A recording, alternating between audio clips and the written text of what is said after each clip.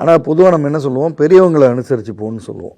ஆமாம், ரிவர்ஸில் தான் நம்ம யோசிக்க வேண்டியிருக்கு. நமக்கு அது எப்படி நம்ம இப்படியெல்லாம் வகுக்கிறோன்னு தெரியல. அனுபவம் இல்லாதவங்க அனுபவம் உள்ளவங்களை அனுசரித்து போகணுன்னு சொல்கிறது இல்லை நீங்கள் சொல்கிறதும் இருக்குது, இந்த பக்கமும் இருக்குது. பெரியவங்க சின்ன பசங்களை அனுசரித்து போங்க.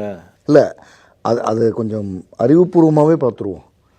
இங்கே அனுபவம் இல்லாதவங்க அனுபவம் உள்ளவங்களை அனுசரித்து போகிறதுக்கும், அனுபவம் உள்ளவங்க அனுபவம் இல்லாதவங்களை அனுசரித்து எது வந்து இயல்பானது? நீங்கள் சொல்கிறது அனுபவம் உள்ளவங்க அனுசரித்து போகிறது அனுபவம் அதனால் அதுக்கு பேர் தானே அனுபவமே.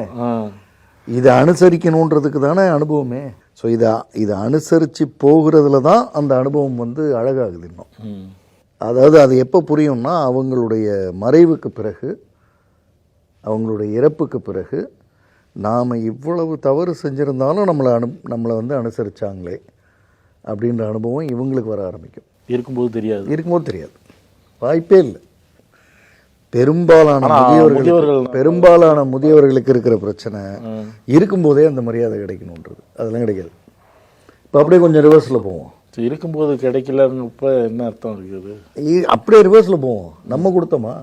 இப்போ பெரியவங்களாக இருக்கவங்க அவங்களோட பெரியவங்களுக்கு இருக்கும்போதே கொடுத்தாங்களா? 1-2 பேர் கொடுத்தேன்னுவாங்க. அது அவங்களே கேட்கணும். இப்போ இவங்களும் தான் சொல்லுவாங்க, எங்கள் மாமியார் நல்லா பார்த்துக்கிட்டேன்னு தான் சொல்லுவாங்க.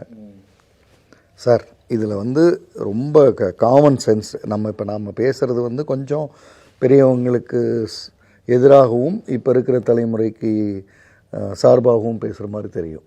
ஆனால் நம்ம இப்போ பேசுகிறது 20 வருஷம் கழித்து இப்போ இருக்கிற தலைமுறைக்கும் அதே ரூல்ஸ் தானே பொருந்தும்.